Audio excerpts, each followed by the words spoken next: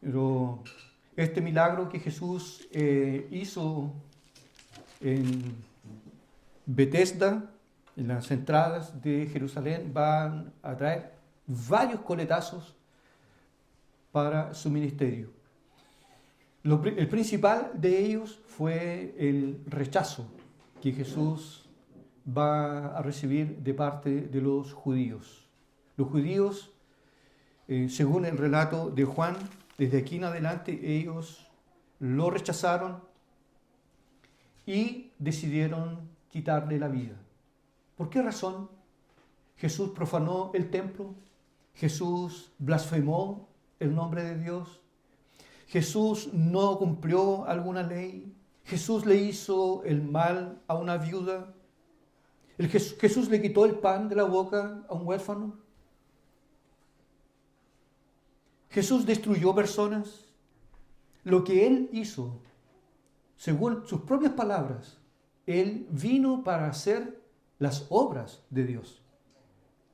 Y esta obra que Dios hizo, que Jesús hizo, fue haber sanado a un hombre que por 38 años estaba allí tendido en una camilla, esperando en algún momento de su vida encontrar un milagro, que ocurriera un milagro, que ocurriera una sanidad.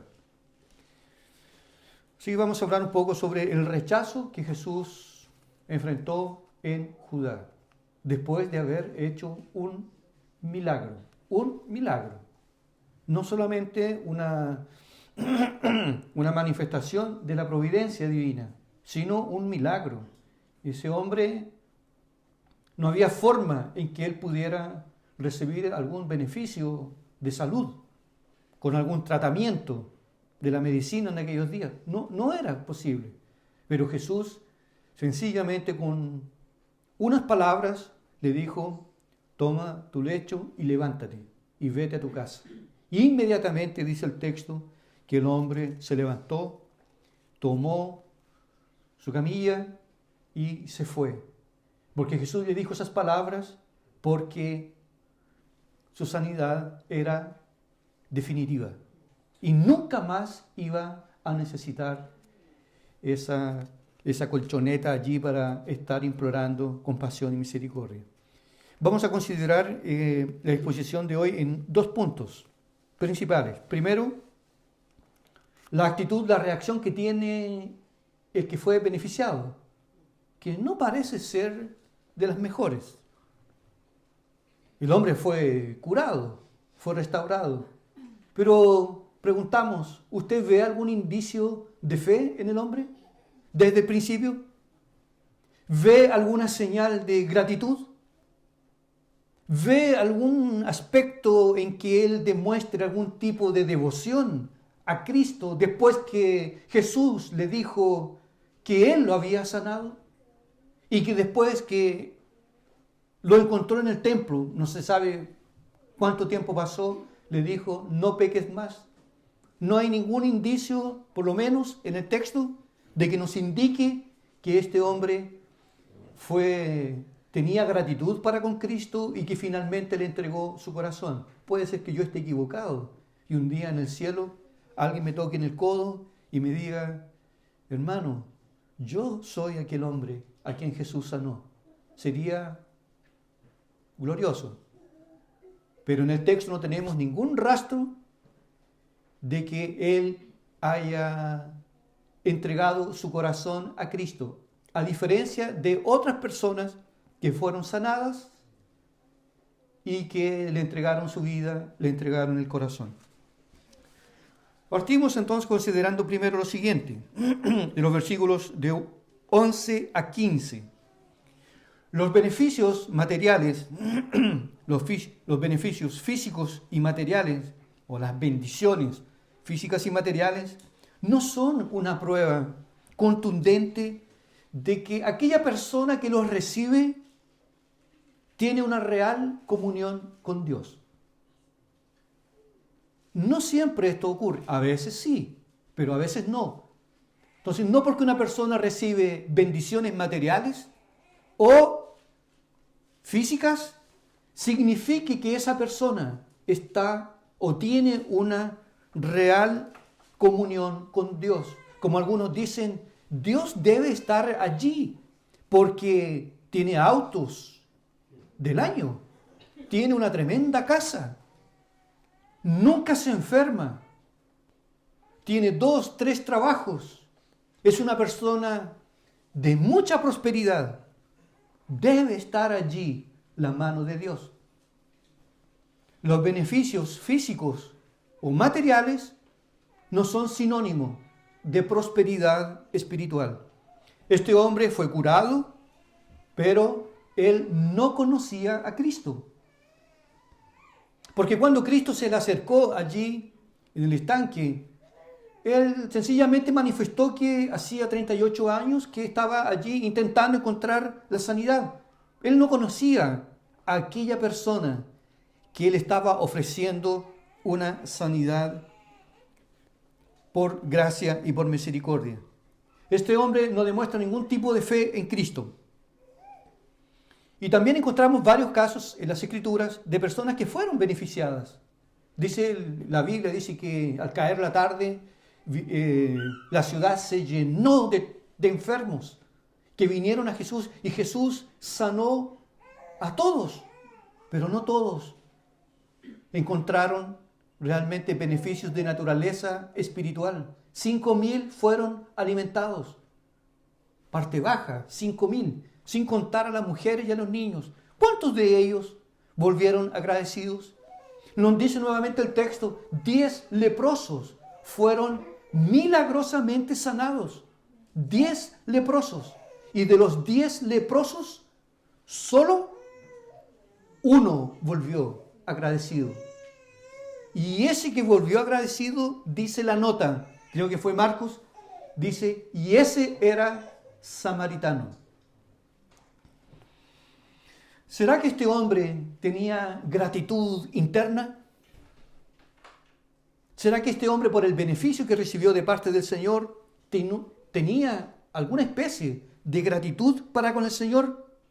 Por lo menos en su corazón. No lo sabemos, porque él no lo expresa. Aquí aprendemos una lección importante en la vida cristiana, en este caso para nosotros. No existe, hermanos, gratitud silenciosa. No existe gratitud secreta.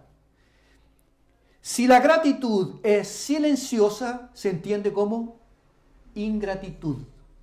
Si alguien a usted le hizo un beneficio y usted está agradecido con esa persona, pero nunca se lo expresa, la otra persona lo entiende como ingratitud.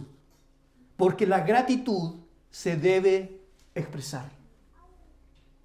Se debe expresar, como aquel endemoniado gadareno, que fue poderosamente sanado, restaurado por el Señor. ¿Y qué dice el texto sagrado? Él quería estar con Jesús. Y quiso entrar en el barquito. Y quería ir con Jesús. Inmediatamente. La gratitud de este hombre era inmensa. Era profunda. Era total. Y Jesús no se lo permitió. Porque hizo de él un misionero. Vete a tu casa y cuéntale a los tuyos cómo Dios ha tenido misericordia. Esa es la actitud.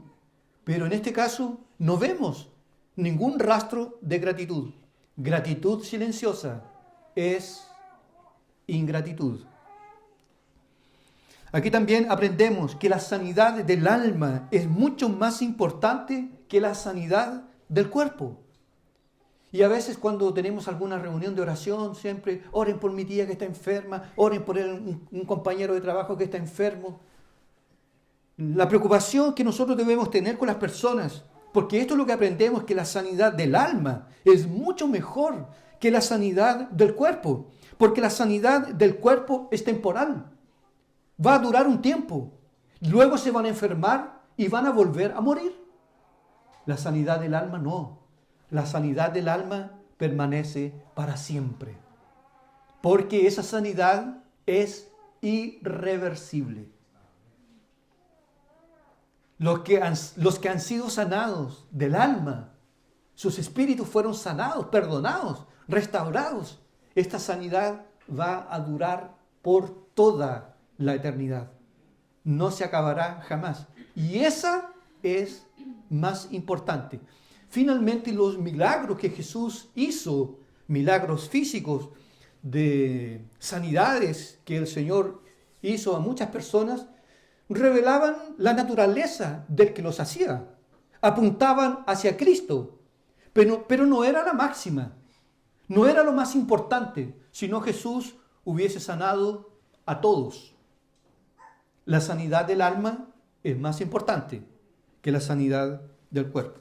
Sí, con esto es necesario también decir que sí, nosotros debemos y podemos rogar por personas enfermas, ¿verdad? Por eso Santiago dice, ¿hay alguno entre vosotros que esté enfermo? Llame a los ancianos de la iglesia y oren por él, ungiéndole. Y si hubiese cometido pecados, estos le serán perdonados. Nosotros debemos orar. Si alguien lo requiere y lo necesita, debemos orar por la sanidad. Pero la más importante es la sanidad del alma. ¿Cómo se han multiplicado los casos de personas que han sido claramente beneficiadas por Dios y le han pagado con ingratitud? Son innúmeros los casos de personas que incluso hoy han sido beneficiados, no tenían trabajo, pidieron, rogaron, pidieron oración a la iglesia, y muchos han sido beneficiados por Dios, pero han pagado con indiferencia. Lo vamos a ver en el capítulo 6 de Juan. Finalmente hay una gran cantidad de personas que le interesan los panes y los peces. Nada más. Compromiso, devoción, servicio. Muy poco encontró Jesús en Israel. Incluso encontró más fuera de Israel que en su propio pueblo. Aquí nosotros no vemos ningún indicio de que este hombre haya rendido su alma enferma a Cristo. En segundo lugar, del versículo 16 al 18, encontramos la reacción de los judíos ante el milagro que Jesús hizo. Nosotros nos imaginamos, porque si nosotros hubiésemos estado allí, de la forma como nosotros estamos hoy, conociendo a Cristo y contemplando su gloria, su majestad, y hubiésemos sido testigos de esta maravillosa manifestación de la gracia de Dios, yo creo, estoy seguro que nosotros hubiésemos alabado al Señor, le hubiésemos rendido gracias y glorias, hubiésemos realmente alabado su nombre con profunda gratitud, pero no fue lo que hicieron los que estaban allí aquel día.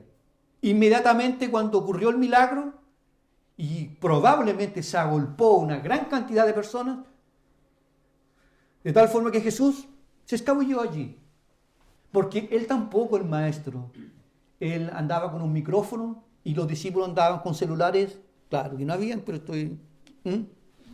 vean lo que estoy haciendo, vean, que se conozca. Jesús varias veces decía a una persona que fue beneficiada, no se lo digan a nadie.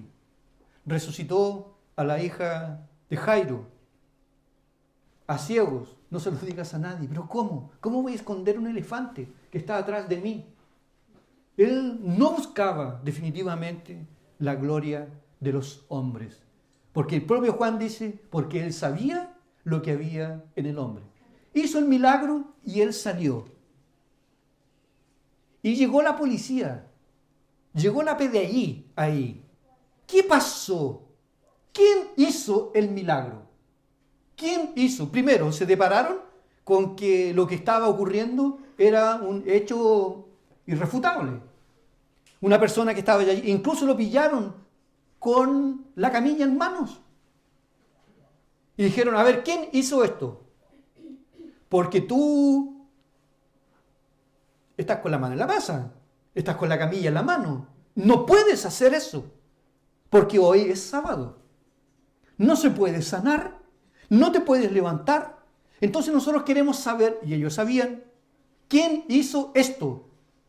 Porque el que lo hizo quebrantó la ley. Y debe ser castigado. Ni siquiera se preocuparon así de, efectivamente fue un milagro. Y como lo dijo Nicodemo, nadie puede hacer estas señales si Dios no está con él. Aquí algo sobrenatural debe ocurrir. No. ¿Quién lo hizo? ¿Quién te sanó? Porque no es lícito llevar tu lecho, llevar tu camilla. Los judíos se sintieron, bueno, y el hombre después, cuando se encontró con Jesús en el templo, y Jesús le dijo, mira, has sido sanado, no peques más, para que no te venga alguna cosa peor. Él supo que era Jesús, y dice el texto, él se fue y dio aviso a los judíos que era Jesús el que le había sanado. Y ahí los judíos se fueron literalmente contra el Señor. Y dice el texto, dice Juan, y por esta causa los judíos perseguían a Jesús. Qué terrible ser perseguido. Que a alguien le esté mordiendo los tobillos. Y procuraban matarle porque hacía estas cosas en el día sábado. ¿Y cuál era el problema con eso? Es que para ellos no era lícito, no era permitido hacer ningún tipo de obras el día de sábado. Preguntamos entonces, ¿cuál es el problema no con Jesús? No con Jesús, porque Jesús le daba con hacer milagros los sábados. Así como el apóstol Pablo le encantaba empezar sus discursos en las sinagogas. Usted verá en el libro de Hechos, sinagogas. Se iba a las sinagogas. En todas las ciudades se iba a las sinagogas. Jesús acá, los días sábados, era el día preferido, parece, de hacer milagros. ¿Para qué? Para echar abajo la estructura equivocada que tenían los judíos sobre la comprensión del cuarto mandamiento, que decía que el sábado es día de reposo. En ese día se debe descansar. El problema de los judíos, obviamente que ellos se sintieron ofendidos porque Jesús, según ellos, no guardaba la ley. Y decidieron matarle. ¿Y la ley aceptaba eso? Pero ellos decidieron matarle porque incluso aquí hay dos acusaciones contra el Señor. Porque él quebrantaba la ley y segundo, porque Jesús blasfemaba, según ellos. Porque dijo o decía, el tiempo verbal da a entender de que Jesús permanentemente lo hacía. No es dijo que era el Hijo de Dios, decía que era el Hijo de Dios. Permanentemente estaba diciéndolo, haciéndose igual a Dios. Esas son las dos razones por la cual los judíos deciden perseguir a Jesús. ¿Pero cuál era el problema con los judíos? Que en otras palabras, aquí judíos deben entenderse como fariseos. ¿Cuál es el problema con los judíos y el sábado? El gran problema de los judíos es que ellos eran legalistas. Ellos se preocupaban en observar la letra de la ley y le sacaban brillo a la letra, no al espíritu de la ley. ¿Qué es el legalismo? Porque el legalismo se manifestó en ellos, pero el legalismo no muere. El legalismo se ve hoy, ¿o no? ¿Y cuánto daño hace a la iglesia el legalismo? El legalismo consiste en tratar de ganar el favor de Dios a través de nuestra obediencia a un conjunto de leyes y normas establecidas por Dios, pero que la tradición va y le aumenta, le coloca más. Según algunos estudiosos, dicen que al cuarto mandamiento ya los fariseos le habían agregado 39 normas más, haciendo con que el mandamiento fuese imposible de ser cumplido. Incluso John MacArthur comenta eso en uno de sus libros. Dice que los judíos le daban muerte a la gallina si ella ponía un huevo el día de sábado, según la norma que ellos habían establecido. La persona que tenía dolor de dientes el día de sábado no podía enjuagarse la boca con vinagre, que era una medicina que yo obviamente no la recomiendo. Pero en aquellos días no había dentista, no había nada. Dolor de dientes, día de sábado, no puedes enjuagarte la boca con vinagre. Pero sí puedes echarle vinagre a la ensalada. Cosas absurdas. Le dijeron al hombre, tú no te puedes levantar, no puedes tomar tu lecho y llevarlo, porque estás ejerciendo fuerza. Y eso la ley lo prohíbe. ¿Y levantar una cuchara? Entonces se dicen algunos que incluso los sábados prácticamente ellos vivían a oscuras, porque cualquier movimiento implicaba trabajo, esfuerzo, quebrantamiento de la ley. El legalismo añade normas y mandamientos a los mandamientos divinos con el fin de obtener el beneficio de Dios. O sea, el legalismo o el legalista busca tener el favor de Dios a través de obedecer ciertas normas. Entonces, si una persona hoy, por ejemplo, considera, porque el legalismo hoy se ve prácticamente en todas partes, incluso en movimientos reformados, porque en movimientos reformados a veces se utiliza el conocido el principio regulador o regulativo para el culto reformado, donde prácticamente hay que cantar solo salmos. Y toda persona que no canta salmos está fuera de la bendición de Dios. No se pueden tocar instrumentos. Y se llegan a cometer extremos. Y yo me pregunto a veces, ¿y dónde dejan los salmos? ¿Dónde queda el Salmo 150? Que dice, todo aquel que respira alabe a Jehová, con sonidos, con trompetas, con cuerdas, con todo debemos alabar a Dios. O sea, la Biblia es clara en afirmar que en el culto verdadero debe haber devoción. Y no solamente un marco, es así la cosa y no se puede salir de ahí. Los legalistas han causado un daño enorme. Colocar normas que a veces ni siquiera están en la Biblia. No, no se puede cortar el pelo. Ay, no se lo cortan. Entonces tienen que andar por lo menos con unos 10, 15 metros de pelo. No es que lo está cortando. No es que tiene que peinarse con un tomate. El tomate es lo que caracteriza a nuestra iglesia. Faldas largas. Cero maquillaje, cero aros, cero ruch, cero todo. Y los hombres, terno y corbata. Eso representa a nuestra iglesia. Y con esta actitud de obediencia, usted está diciendo que se está sometiendo al Evangelio. Normas de hombres que sirven para tropiezo. Son literalmente piedras de tropiezo.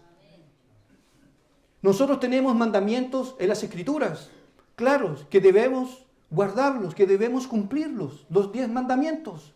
Pero no podemos agregar No podemos agregar de la tradición ni de nadie, nada a la Escritura. Por eso que nosotros hablamos en sola Escritura. Y cosas donde la Biblia no legisla, porque la Biblia no legisla sobre moda. La Biblia no vamos a encontrar que la mujer tiene que usar falda. Y tiene que usar falda como a un gemel de la rodilla hacia abajo. Esa es la medida. Usted no lo va a encontrar. Sencillamente, nosotros vamos a encontrar principios que debemos vestirnos con decencia y con orden, no para la exhibición del cuerpo. De tal forma que una mujer joven, cristiana, se puede vestir de una forma elegante y bonita. Y no vestirse como una abuela porque hace parte de una iglesia, de un sistema, que si no se conforma a ese sistema es rebelde. Y esto ha causado un problema grave en la iglesia. Y así surgen las sectas. Pero también debemos tener cuidado, porque de repente algunas personas dicen así: oiga, la vida cristiana, ¿cómo la lleva usted?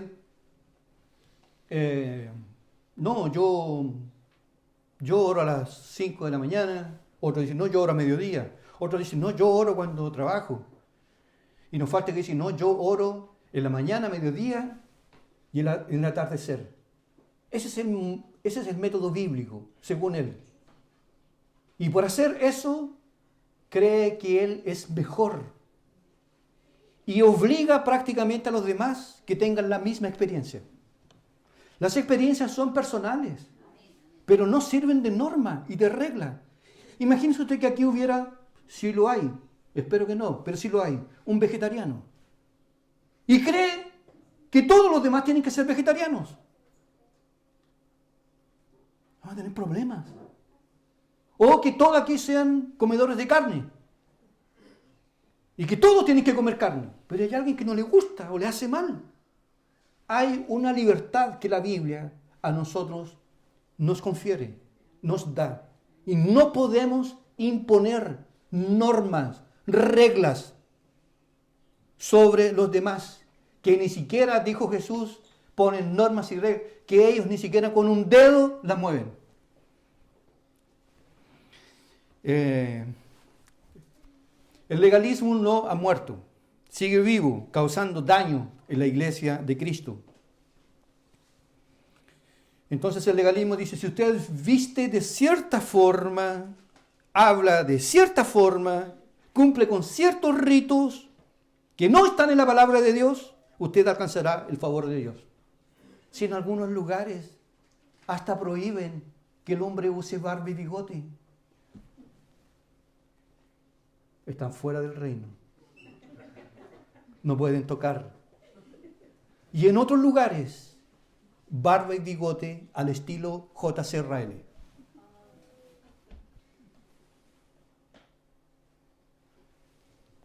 La doctrina de los judíos sobre el cuarto mandamiento estaba equivocada. Por eso llegaron a practicar creencias absurdas. Aquí nosotros nos encontramos con un principio importante sobre el tema del legalismo. Cuando una doctrina, hermanos, está teológicamente equivocada, los resultados también van a ser equivocados. Si nosotros nos sometemos a un sistema legalista, nosotros vamos a tener legalistas. Y todos vamos a ser como un ejército. Vamos a andar vestidos de la misma forma, de la misma manera, el mismo discurso. Cuando la doctrina está equivocada, los resultados estarán equivocados. ¿Y por qué los fariseos estaban equivocados? Condenando a Jesús con el cuarto mandamiento, porque la doctrina, la interpretación que ellos tenían del cuarto mandamiento estaba mala, estaba equivocada. Calvino cuando comenta este texto de una forma brillante dice así: el santo reposo estaba ordenado por Dios en la ley de Moisés y no es quebrantado cuando hacemos las obras de Dios. Y sigue: la guarda del sábado estaba lejos de interrumpir y paralizar las obras de Dios, dice Calvino. O sea, en el día de sábado, según Jesús, sí se podía hacer obras buenas, de compasión y de misericordia. Solamente los hombres no debían preocuparse o dedicarse al trabajo, como cortar leña o ganar dinero en el día de sábado, pero sí se podían hacer buenas obras. Y estos mismos que perseguían a Jesús, Jesús cuando le da el jaque mate en la lectura que hizo el hermano Alberto, bueno, y si cae la oveja en un pozo el día de sábado, llegan allá y dicen, oh, no te puedo sacar porque hoy es sábado, voy a hacer una fuerza física, no puedo. Hipócritas, les dice el maestro, ¿ustedes no la sacan?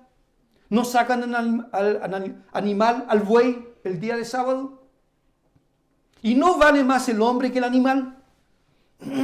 Pero esta cosa de los valores de los animales por sobre los hombres es cosa antigua. Los judíos guardaban de manera legalista e hipócrita el día sábado para añadirle mandamientos que Dios jamás había ordenado. Jesús dijo en Mateo 11, del 28 al 30, llevad mi yugo sobre vosotros y aprended de mí, que soy manso y humilde, y hallaréis descanso para vuestras almas, porque mi yugo es ligero, mi yugo es fácil. No es un fardo que nosotros no podemos o no podamos mover, pero siempre en el perfecto equilibrio. Porque alguien podría decir, entonces yo puedo vestirme como quiera, entonces vengo aquí como si yo fuese un gimnasio, como si esto fuese la playa. Entonces voy en pantalón corto, vengo con sudadera, total, tenemos la libertad. Hay un límite, que incluso hasta los impíos lo reconocen, porque cuando van a un tribunal, ¿cómo van vestidos? Por eso, hermanos, siempre nosotros debemos examinar nuestro corazón, porque el legalismo también acecha contra nosotros. Nosotros debemos examinar nuestro corazón cuando oramos, cuando leemos la Biblia, cuando asistimos al culto. Porque si estamos con este pensamiento, oré, cumplí. Leí la Biblia, ya leí la Biblia, cumplí. Fui al culto, cumplí. Nadie me va a decir nada. Y perdemos la noción de deleitarnos en la presencia de Dios. Al orar, al leer la palabra, se nos caen las lágrimas. Hay momentos que nosotros vamos a leer la Biblia y paramos en un versículo y ahí quedamos.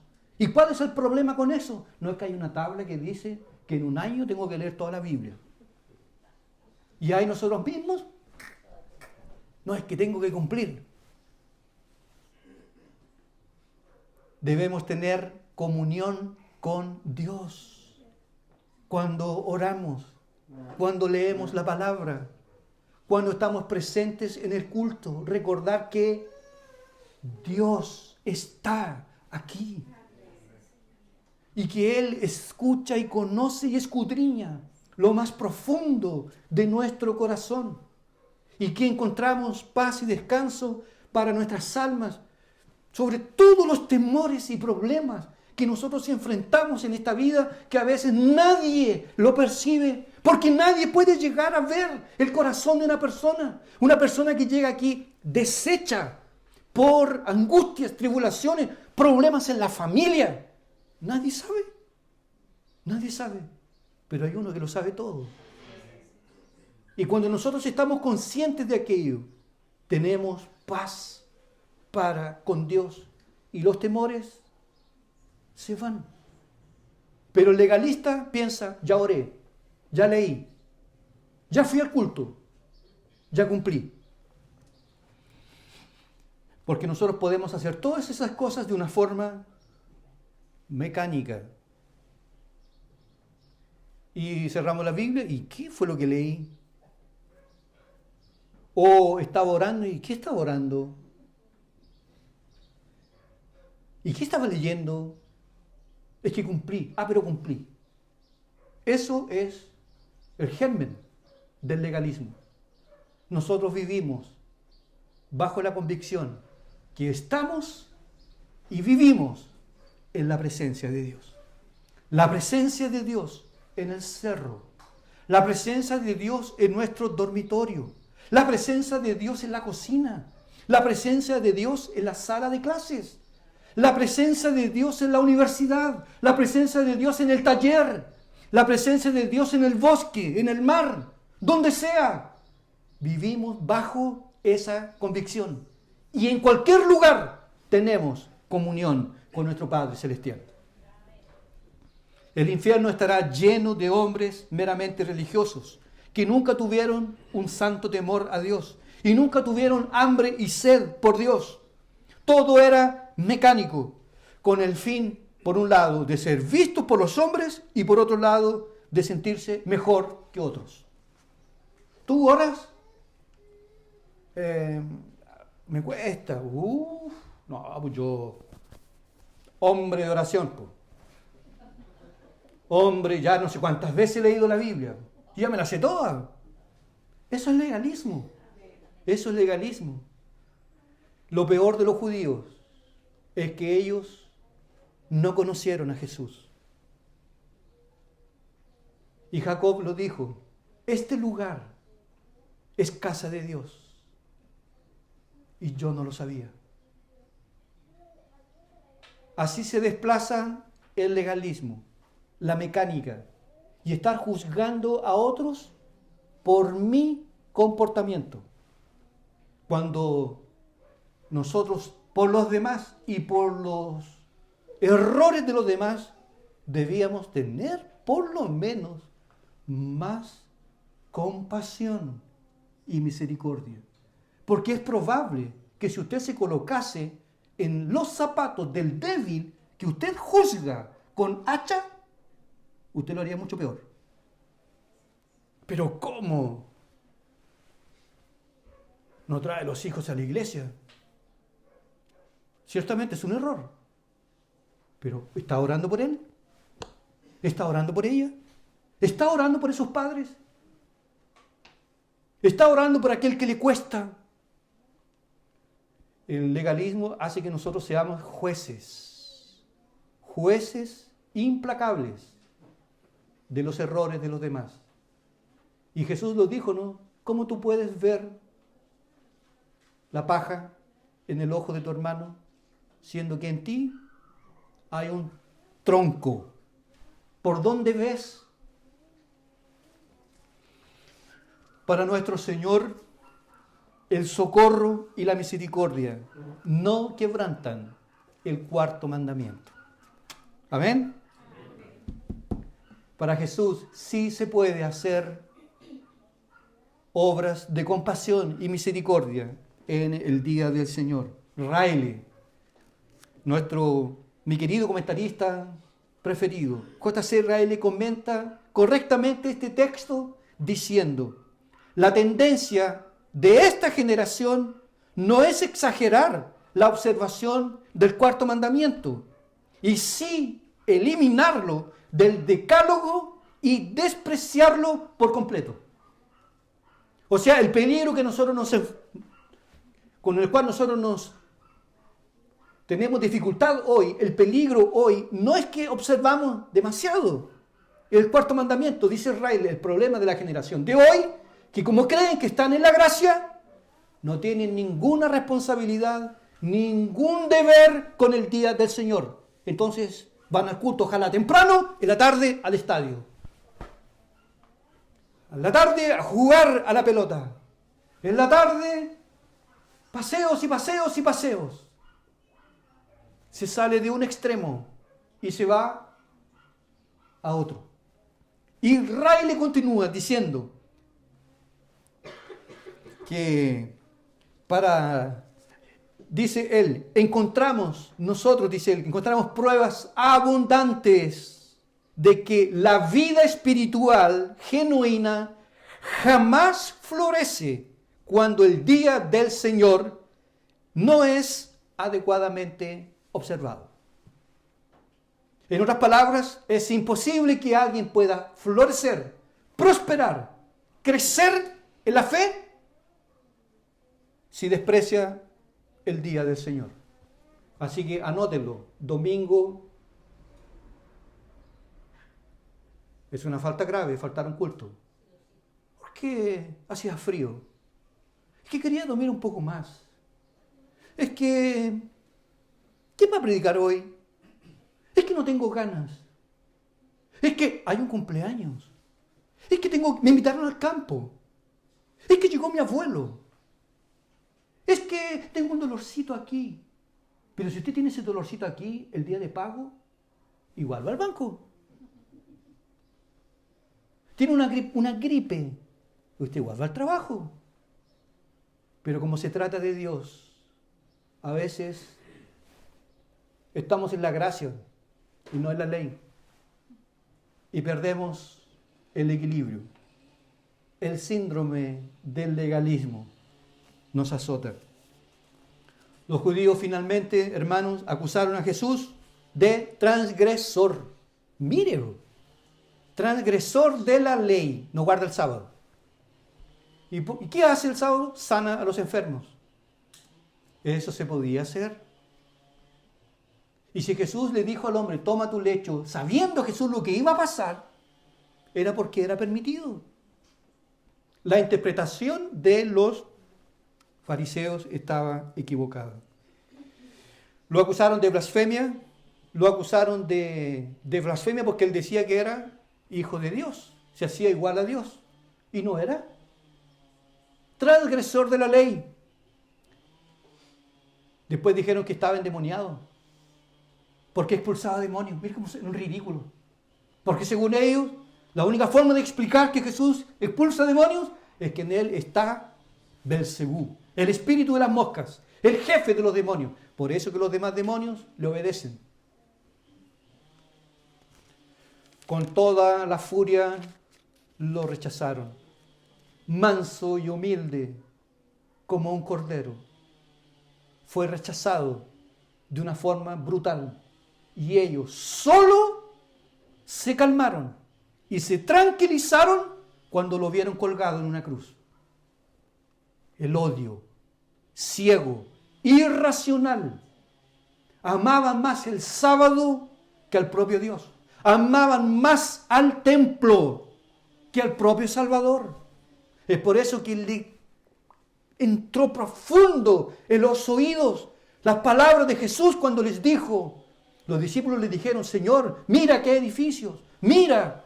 Y Jesús dijo, no quedará piedra sobre piedra. Y por esas palabras lo acusaron. Y en la cruz se las gritaron.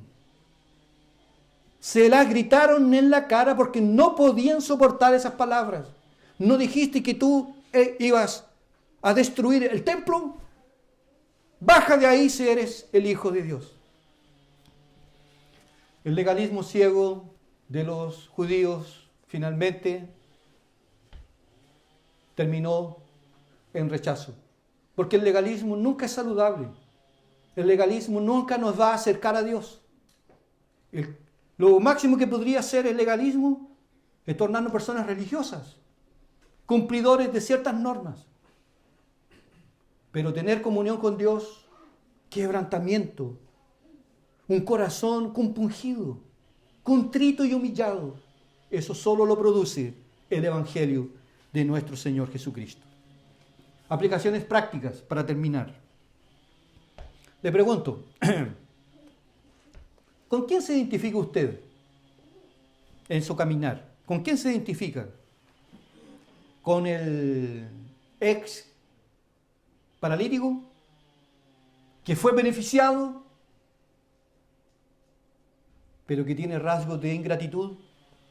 Ingrato. Traduciéndolo para el día de hoy, alcanzado tal vez por el Evangelio, beneficios de varios tipos usted ha recibido, pero indiferente, ingrato, frío con las cosas de Dios. Pero no sea la política.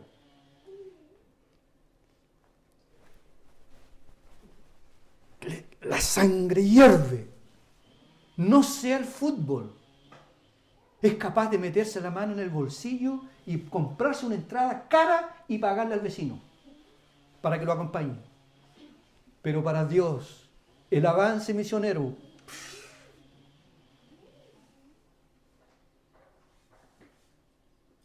para que la obra de Dios pueda avanzar, pueda prosperar, podamos alcanzar nuevos lugares.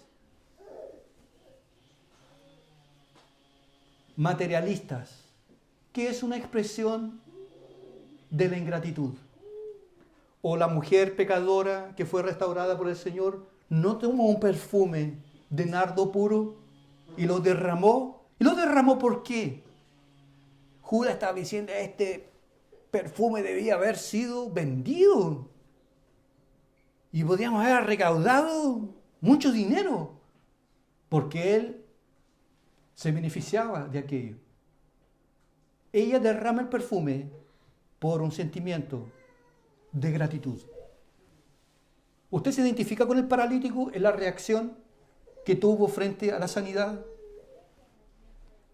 ¿Usted considera que a veces usted realmente es un poco indiferente con las cosas de Dios? Pero que en otras cosas usted realmente le hierve la sangre, porque eso domina su corazón. ¿Usted se identifica con este? ¿Se identifica o se identifica con los judíos que rechazaron violentamente a Cristo y a su evangelio? Una forma violenta de rechazar a Cristo. Y no le dieron la más mínima posibilidad de siquiera considerarlo a la luz de la palabra. Hay pecadores que frente a hechos incontestables deciden cerrarle la puerta a Cristo. El evangelio es todo lo que no quiero para mi vida. Y voy a la iglesia porque me llevan. Pero el día que cumpla 18 años, van a ver. No piso nunca más. Hay hombres que han nacido y han sido instruidos y han recibido la influencia del evangelio desde la cuna. Pero cuando crecieron, no. Como Nietzsche, uno de los mayores blasfemadores, hijo de pastor, nieto de pastor. Pero él odiaba a Dios. ¿Esta va a ser tu postura? ¿Usted percibe la escala, no? Este hombre un poco, vamos a decirlo, ingrato, indiferente, no reaccionó con fervor, con devoción a Cristo, recibió el milagro, pero ahí no más. Los otros ya vinieron con piedras y palos para, si alguien hubiese dicho, oye, denle duro nomás, mátenlo, lo habrían matado a Jesús. Así es como el mundo trata al evangelio. O la otra opción que tú tienes, si no te identificas con el paralítico, no te identificas con los judíos, ¿será que tú eres el tipo de persona y feliz es aquel hombre que tiene su pecho lleno de gratitud a Dios porque nos ha dado a su Hijo Jesús y lo amamos con toda el alma y con todo el corazón? ¿Eres tú esa persona que ya has entregado tu corazón a Cristo y te deleitas en las cosas de Dios? A veces pienso, hermanos, que el ministerio pastoral es lo más fantástico, pero también es durísimo. Es duro. Duro de ver, por ejemplo, yo tengo prácticamente casi 30 años en el ministerio como pastor, y ver a niños con 5 o 7 años en los cultos y que hoy le hayan dado la espalda a Cristo y hayan dado el grito de la libertad y viviendo hombres con hombres, mujeres con mujeres. Cuando estaban en la iglesia tan dulces, tan amorosos, pero cuando rompieron, se fueron al mundo. Feliz es el hombre que en su pecho tiene gratitud, porque fue encontrado por Cristo. Y sin Él no somos nada. Nada. Y estamos dispuestos a que Dios nos quite todo, menos a Cristo. Porque si tenemos a Cristo, lo tenemos todo. Un paréntesis, para todos los niños que están aquí, los niños y adolescentes que están aquí presentes, ustedes van a crecer. En 10 años más, ustedes ya serán jóvenes. Jóvenes. ¿Qué van a hacer ustedes con Cristo? ¿Le van a dar la espalda al Salvador? ¿Le van a decir, no, yo me cansé de la iglesia para mí es un aburrimiento, me aburro, no me gusta? Y cuando yo tenga 18 años voy a romper con todo. ¿Usted va a ser, hijito mío, ese tipo de niños? Josías, con 8 años, entregó su corazón a Dios. Y su corazón ardió por las cosas de Dios. Y eso deseamos para ustedes también. Que ustedes se entreguen a Cristo, porque si ustedes se entregan a Cristo, siendo con 8, con 10 años, ustedes no van a sufrir como sufre un pecador en el mundo. O usted no ha escuchado de repente a alguien que dice así, lamento tanto haber conocido a Cristo con 40, con 50, con 60 años. ¡Cuánto sufrimiento! Felices son aquellos que conocen a Cristo. Segunda aplicación, el gran problema de los fariseos es que ellos no conocieron y no reconocieron al Salvador. Lo miraron y dijeron, blasfemador, mentiroso. Ese hombre, así se referían. Cuando José de Arimatea y Nicodemo fueron a pedir por el cuerpo, llegó un grupo de judíos allá diciendo, Señor, coloquemos una guardia ya porque sus discípulos y este embustero, este hombre cuando estaba vivo dijo que iba a resucitar. Así se referían. Es blasfemador, es mentiroso, es engañador. Lo rechazaron con violencia porque no lo conocieron y no lo reconocieron. Jesús dijo, vino a los suyos y los suyos no le recibieron. Y nosotros, hermanos, que no somos ni judíos, ni nunca vimos a Cristo ni a un discípulo, hemos creído y le amamos profundamente. Y no hay día que no pensemos en Él. Entonces, ellos no lo conocieron. ¿Usted lo conoce? ¿Lo conoce o no? Si usted se muere hoy, ¿a dónde va? ¿Usted lo conoce? Ah, qué bien. ¿Y Él lo conoce a usted?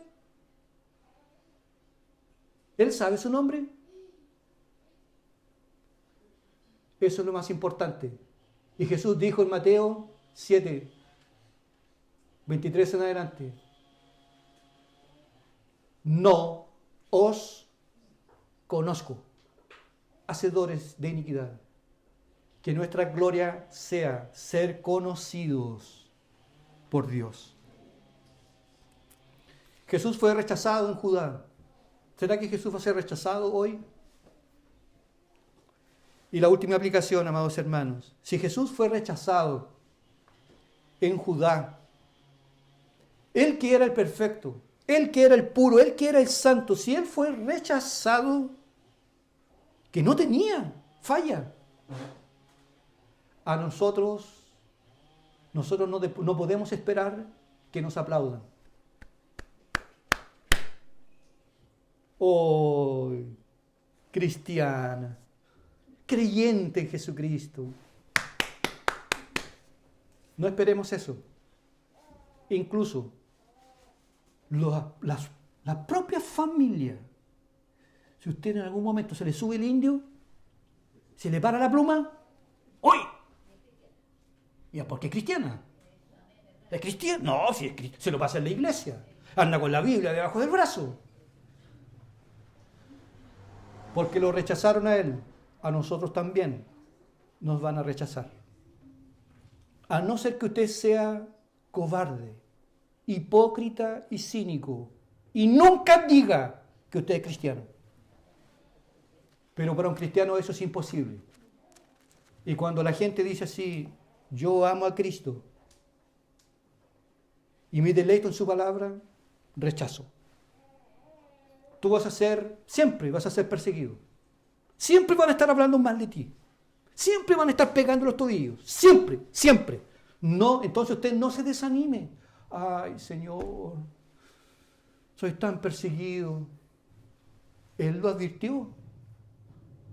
Si hicieron ese con el árbol verde, ¿qué más se esperará del seco? Así que si a nosotros nos persiguen, demos gracias a Dios, porque nos estamos pareciendo con los santos. Si a Él lo persiguieron, si a Él lo rechazaron, a nosotros también. Y eso parte a veces dentro de la propia familia. Se lo pasa en la iglesia, se lo pasa leyendo la Biblia. Siempre Dios, siempre Dios, siempre Dios. ¿Muere alguien? Ya empieza a hablar de Dios. Cumpleaños, empieza a hablar de Dios. Comida, ora. Va a dormir, ora. Se levanta, orando. ¡Bú! Fanático. Ojalá lo fuésemos. Ojalá fuésemos así, dominados por Dios completamente. Porque tenemos mucha gratitud con el Señor. Debemos todo. Casa, marido. Uy, como las hermanas dicen amén. Casa, marido, esposa, hijos, salud, vida, trabajo, hermanos, iglesia, hermanos, más cercanos que familiares. Y así nos vamos juntos hacia las mansiones celestiales. Gracias, Padre, por tu palabra. Te damos toda la gloria a ti, por el privilegio que nos das de haberte conocido. Sabemos que no somos dignos, no hay nada bueno en nosotros. Por gracia y misericordia hemos sido alcanzados. Revístenos de misericordia y de amor. Cuando a veces detectamos fallas en los demás y que podamos tener nuestros ojos puestos en Cristo y podamos imitar su ejemplo y seamos llenos de tu Espíritu, llenos de tu palabra. Señor, que nosotros podamos ser muy agradecidos con todo lo bueno que tú has sido con nosotros. Por eso dice el Salmo, bendice alma mía a Jehová y bendiga mi ser todo su santo nombre, porque Él es quien perdona todas nuestras iniquidades. Él es quien rescata nuestra vida del hoyo y nos corona de favores y de misericordia. Y cuando hemos estado abajo, muy abajo en el suelo, desanimados, perseguidos, sin saber qué hacer, angustiados por las presiones de esta vida, tu gracia nos ha alcanzado y nunca nos has dejado, Señor. Líbranos de la indiferencia, líbranos de la ingratitud, líbranos del legalismo ciego, líbranos, Señor, y que podamos vivir tu palabra con un corazón sincero y agradecido. Bendice a los niños que están hoy con nosotros, a cada uno de ellos, los niños, las guaguitas, los adolescentes, los jovencitos. Bendícelos, Padre, para que sean el futuro de tu iglesia, para la gloria de tu nombre. Te damos toda la gloria por medio de Cristo nuestro Señor. Amén.